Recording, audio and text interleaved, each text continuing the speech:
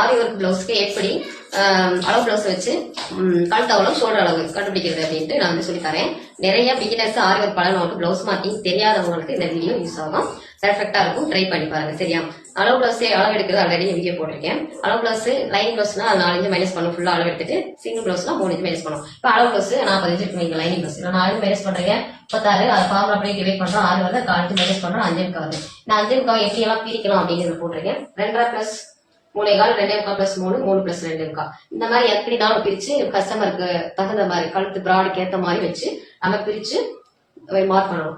இப்போ வந்து இந்த அளவு கூட நம்ம என்ன பண்ணோம், இந்த 2.5 இருக்கு பாத்தீங்களா, இந்த 2.5 கூட நம்ம 1/4 இன்ச் சேர்க்கணும்.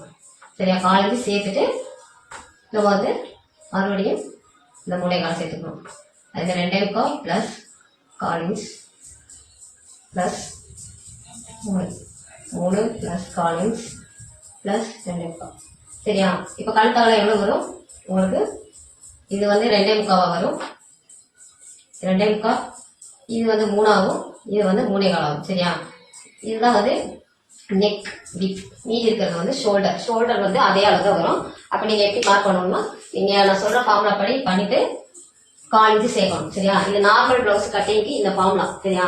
ஆரி பிளவுஸ்க்கு நீங்க 1/4 இன்ச் சேர்க்கணும். 1/4 இன்ச் சேர்க்கும் போது ஃபோல்டிங்ல இருக்கும். சரியா? அப்ப ஃபோல்டிங் அளவு தான் இது ஆஃப் ஷோல்டர். அப்ப உங்களுக்கு 1/2 இன்ச் ஆட் ஆகும். 1/2 இன்ச் ஆட் ஆகும்போது உங்களுக்கு செயின் ஸ்டிச் போட இடம் கிடைக்கும். உள் துணிக்கும் இடம் கிடைக்கும். கரெக்டா இருக்கும். ட்ரை பண்ணி பாருங்க. ஏதாவது டவுட் இருந்தா கமெண்ட் பண்ணுங்க. கண்டிப்பா உங்களுக்கு ரிப்ளை பண்ணுவேன். தேங்க்யூ ஃபார் வாட்சிங். ஃபாலோ பண்ணிக்கோங்க.